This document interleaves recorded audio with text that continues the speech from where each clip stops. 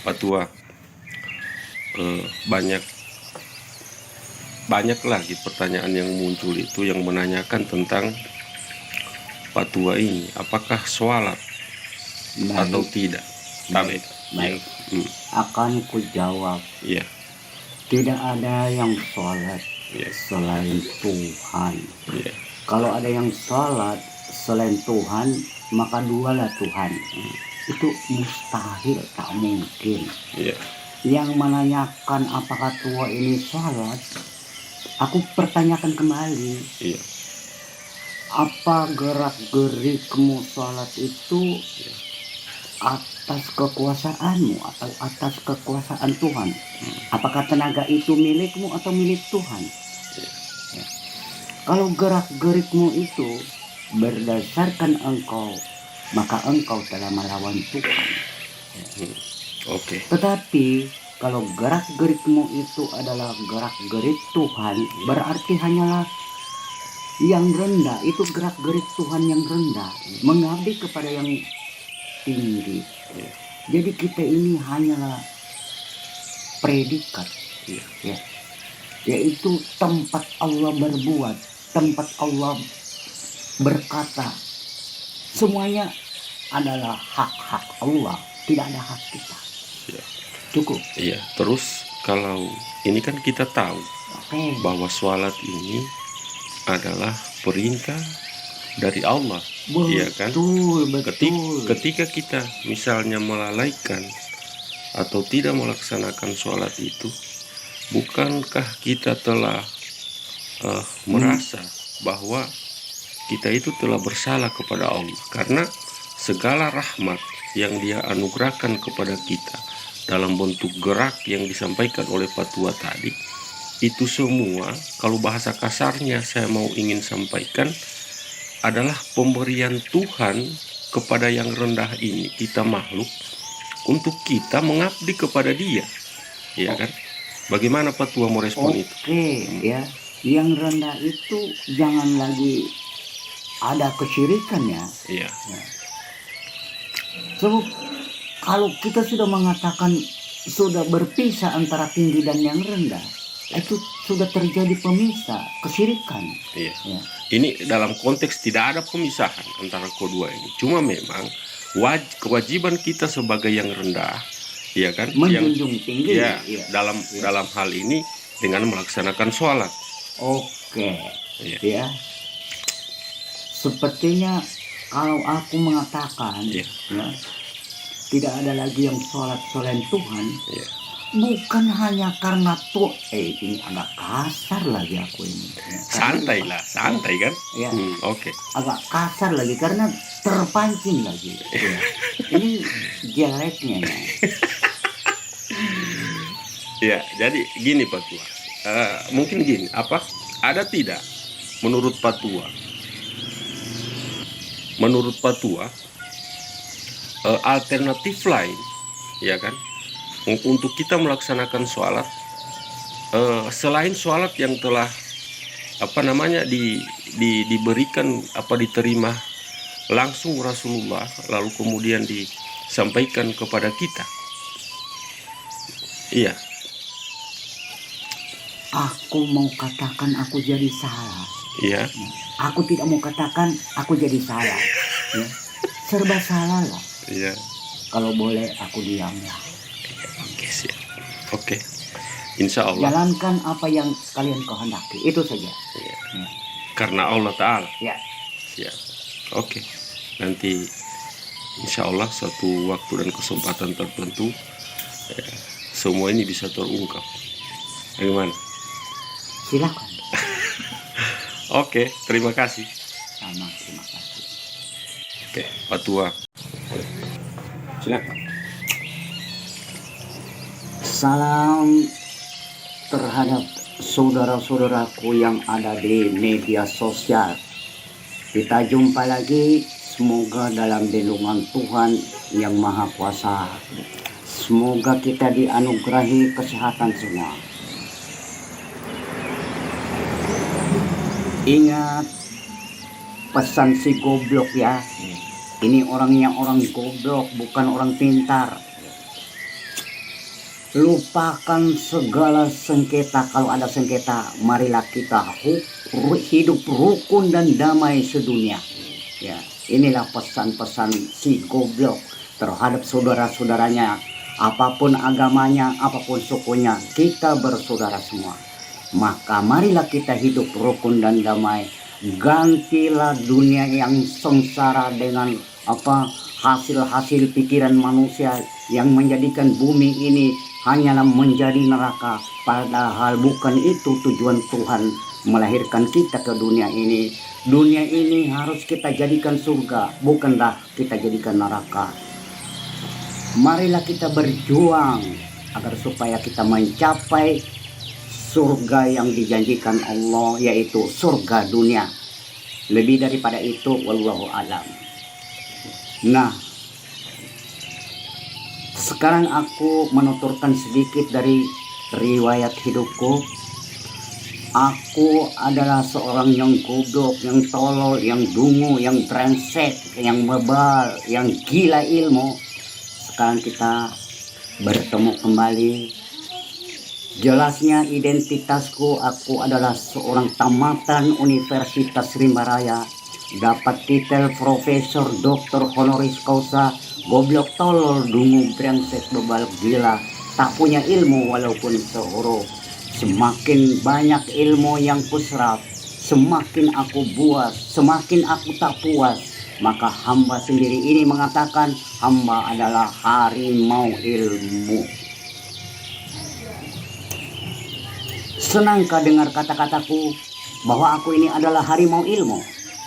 Ya, semoga saudara-saudaraku menyenangi kata-kata ini, dan semoga saudara-saudaraku menjadi harimau ilmu juga.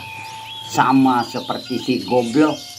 Ya, kalau saudara senang dengan kata-kata bahwa kita semua ini adalah goblok, yang pintar hanya satu, ialah profesor dari semua profesor yang tak pernah belajar atau tak pernah diajar.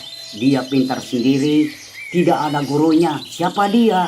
Itulah Tuhan kita semua, Tuhan semesta alam, pencipta kita, pemelihara kita. Semoga apa yang kusampaikan ini berkenan di hati saudara-saudaraku sedunia. Oke? Ya. Ya, demikian. Assalamualaikum warahmatullahi wabarakatuh. Apakah Tuhan itu juga bisa berdosa, Pak Tua? Ya Allah, lucu pertanyaannya. Soalnya begini, Pak Tua, Ya. Saya yakin Pak Tua juga percaya ini apa yang saya sampaikan, bahwa bahan baku utama dari penciptaan manusia itu adalah dari Tuhan sendiri, kan? Ya. Pak Tua percaya itu, kan? Yakin. Ya. Terus kemudian ketika manusia itu disanksi atau dihukum atas kesalahan yang sesungguhnya dilakukan oleh Tuhan itu sendiri, terus kemudian dia disanksi atas itu, ya kan? Di mana letak keadilan Tuhan sebenarnya di situ? Seandainya Kalau Tuhan misalnya tidak dikenakan dosa dengan itu, kan tidak adil. lucu. Ya. Seandainya tidak ada hukuman, maka tidak ada itu kemerdekaan. Ya. Surga neraka itu nikmat dalam kehidupan dunia ini. Ya, itu bukan bukan dinikmati oleh sang Halik, ya. Yang menikmati itu adalah yang rendah, ya. So, Tuhan itu tersendiri, ya, bukan benda, ya. Kalau surga neraka itu sudah benda. Bagaimana mungkin dia bisa dihukum dengan benda? Oh, goblok juga Tuhan kalau menghukum dengan benda. Ya, ya. Lucu. Berarti kalau menurut fatwa dia tidak bisa dikenai dengan hukum. Bagaimana mungkin dia hanya memberikan hukuman lalu bisa dihukum? Itu goblok. Dia hanya bisa menghukum, tidak bisa dihukum. Itu hukumnya Tuhan. Tapi ketika manusia itu dihukum, bukankah dia menghukum dirinya sendiri? Begitulah hukumnya dunia. Kalau dia tidak menghukum, mana ada kemerdekaannya. Kalau dia tidak memasukkan ke dalam neraka, mana dia rasakan kesurgaan itu. Jadi dua hal yang berbeda. Itulah kenikmatan hidup di dunia ini. Berarti surga neraka itu nikmat begitu? Nikmat, kenapa tidak? Di mana nikmatnya? Mana mungkin kau tahu surga kalau kau tidak pernah merasakan susah? Tidak. Bisakah kau tahu surga senang kalau tidak merasa susah? Maksud saya tadi, Maksudnya? neraka itu kan panas. Itu bahasa Ya kan? sastra, bos. Kalau kita misalnya terbakar saja dengan api dunia, terus itu kan panas dan menyakitkan. Betul, itu bahasa Ya kan? sastra. Jangan lu katakan cuma api itu penderitaan. Ya. Jangan. Engkau sakit, kadang-kala diserang demam, ya, panas badanmu, sakit, neraka. Oke, nanti kita lanjut lagi Pak. Iya. Yo, Lucu, siap. lucu. Thank you. Iyo, makasau jana. Iya. Memang kan peritana, makanya sama pohon. Ane untuk menghindari, rapobya mo ni nu ane ng dama, ane ng mabo ini. Apa ane sampai di tanah ini, iya mo rindi, iya mo ata. Oh, iya, nah. Iya.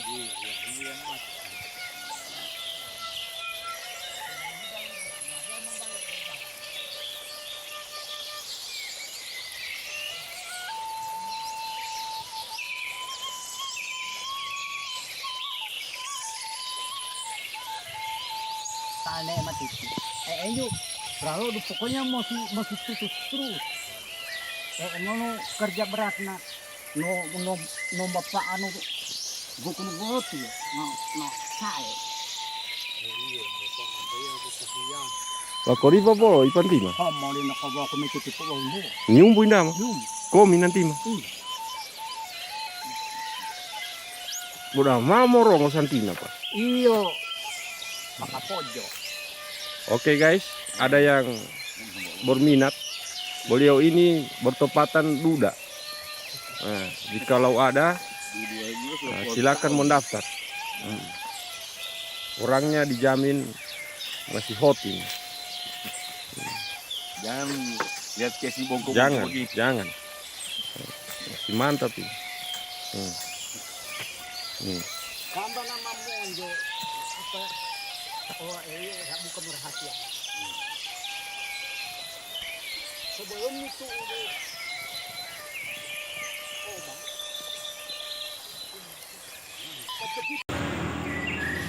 Sebelum manusia terlahir ke dunia ini, ada beberapa alam yang pernah dilalui oleh manusia itu, mulai dari alam ruh, kemudian masuk ke alam rahim, alam dunia, dan alam kubur.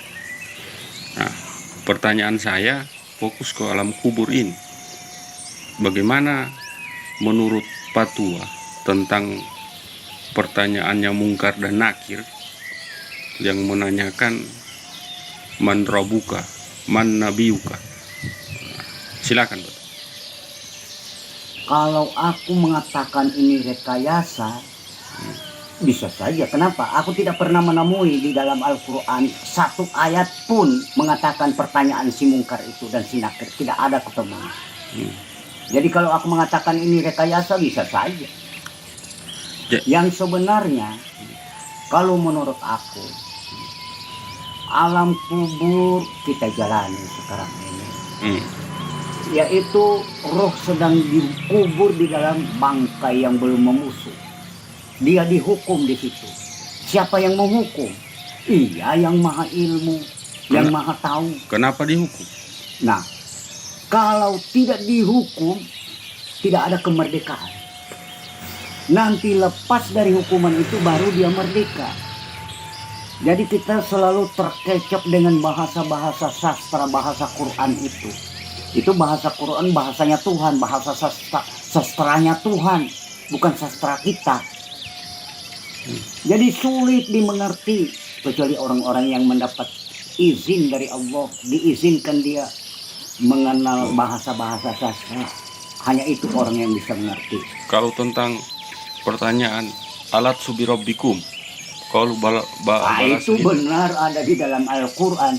Tapi ini semua hanya kuanggap sebagai sandiwara semua. Semuanya itu Tuhan punya mau, Tuhan punya cerita. Ia yang bertanya, ia yang menjawab. So, kalau lain bertanya, lain menanya, dua adanya. Sedangkan dia itu tunggal adanya. Jadi semuanya ini adalah ajaran-ajaran supaya kita lebih jelas pengetahuan kita yang belum tahu akan lebih tahu lagi. Masuk. Ya, oke. Thank you.